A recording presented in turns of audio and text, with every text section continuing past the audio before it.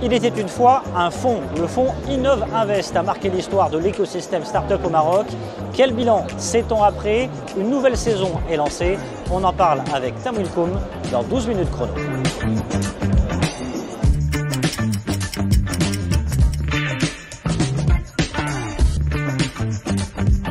C'est notre première participation.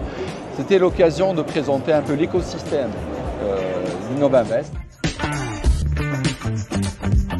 Parmi les choses qui ont été inscrites dans la seconde version de Innov Invest, c'est de la synergie avec les différents acteurs.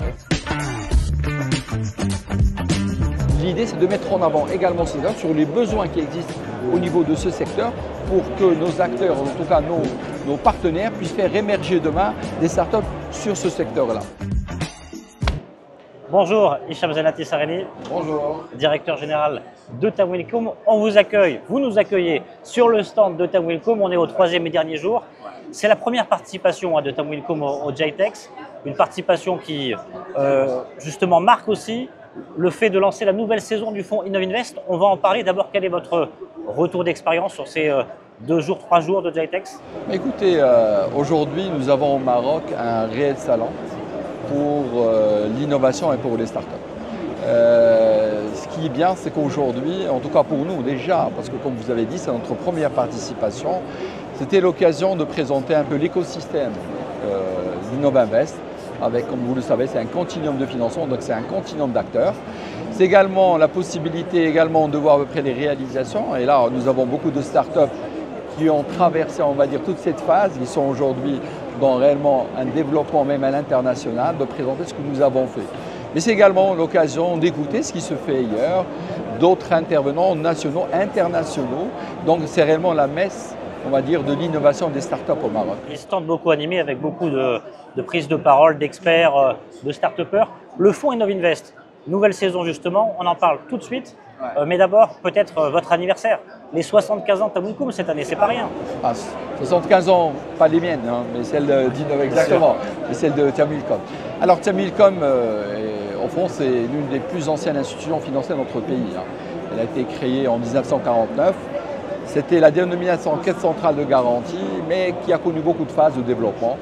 Une phase après indépendance, jusqu'à la fin des années 80, début des années 90.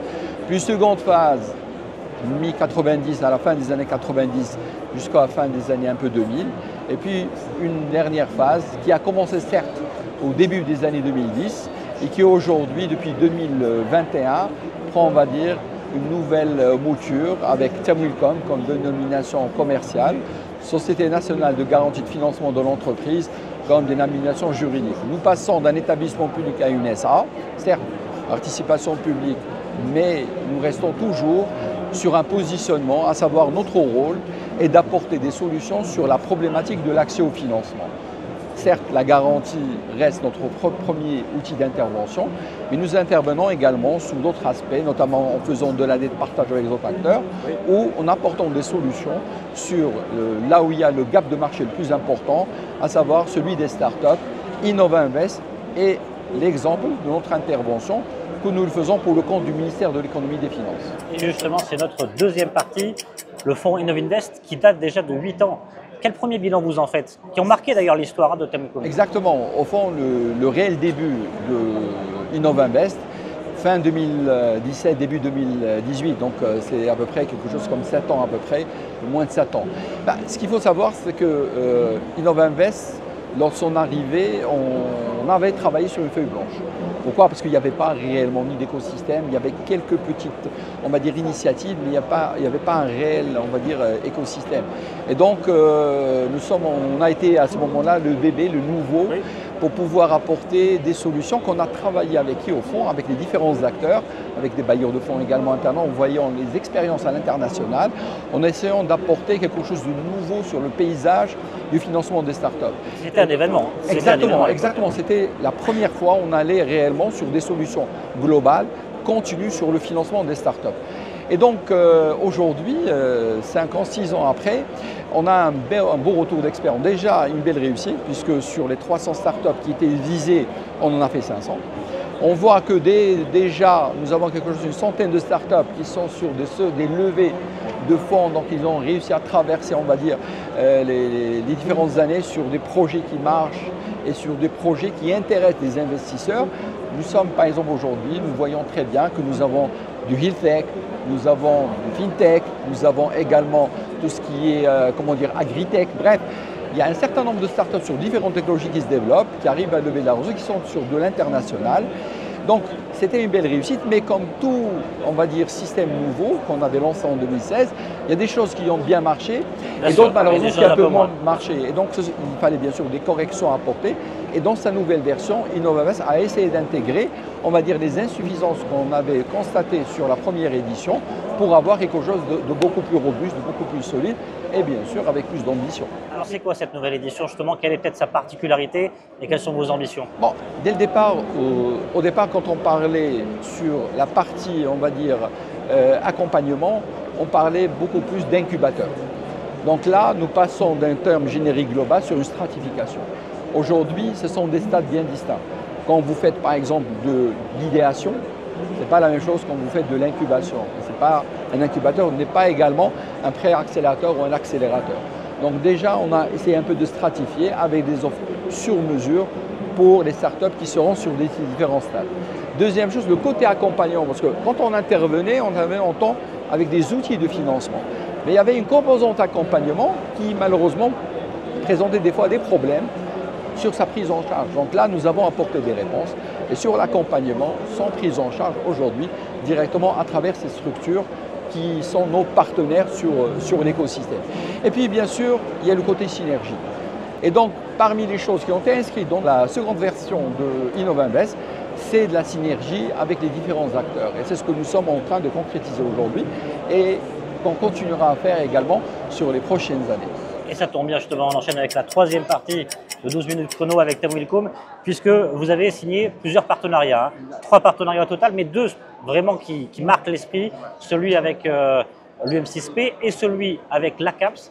Alors peut-être parler de l'ACAPS d'abord, parce que c'est vrai que le secteur de l'assurance est un secteur qui est beaucoup structuré avec beaucoup de règles. Et aujourd'hui, vous allez faire en gros le facilitateur d'innovation start-up dans le domaine de l'assurance, c'est ça? Exactement. C'est-à-dire l'idée au fond, c'est que, comme vous l'avez bien dit, c'est que nous sommes sur un secteur qui est très réglementé, qui est très supervisé. Et l'idée, c'est comment faire en sorte que l'ACAPS puisse nous aider sur ce côté réglementaire pour les start-up qui veulent se lancer demain. Deuxième chose, c'est un secteur qui est clé. C'est un secteur sur lequel différentes technologies peuvent être, on va dire, ajoutées, donc on va dire dans les jupes, on va dire, du secteur de l'assurance, il y a beaucoup de technologies qui peuvent être ajoutées. Donc l'idée, c'est de mettre en avant également ce secteur sur les besoins qui existent au niveau de ce secteur pour que nos acteurs, en tout cas nos partenaires, puissent faire émerger demain des startups sur ce secteur-là. Donc cette convention va nous permettre de travailler ensemble avec des objectifs. Annuellement, on fera le point. On essaiera également, avec la cellule qui a été créée au niveau de la CAPS, de mettre cette cellule à la disposition des différents acteurs de l'écosystème pour les assister sur cette question notamment réglementaire. L'UM6P, c'est ce que je disais, c'est-à-dire le côté synergie sera nécessaire. Donc nous avons, nous, on va dire en termes de positionnement, nous ne sommes pas, on va dire, un acteur direct. Nous sommes un acteur des acteurs, nous sommes réellement en amont. Et ce que nous apportons avant tout quoi? Nous apportons des facilités, des financements pour faire en sorte d'émerger et de faire, on va dire, travailler tout un écosystème. Aujourd'hui, l'UM6P a également son écosystème, a également des outils à déployer. Et donc, nous allons essayer de travailler ensemble pour mettre nos outils, notre écosystème et l'écosystème de l'UM6P pour travailler en commun et faire en sorte qu'il y ait des financements encore additionnels qui puissent s'ajouter et une collaboration entre les deux. 12 minutes. Merci beaucoup. Nickel. Hicham Zenati. Merci à toi. Merci André. Merci.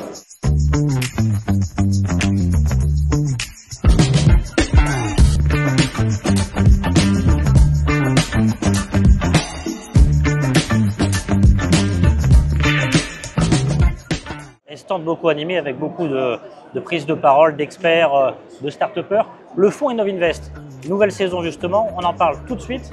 Mais d'abord, peut-être votre anniversaire. Les 75 ans de Tamwilcom cette année, c'est pas rien. 75 ans, pas les miennes, hein, mais celle d'Innovinvest, exactement, mais celle de Tamwilcom. Une nouvelle saison de ce fonds est lancée. On en parle avec... Comment tu vas, ça va?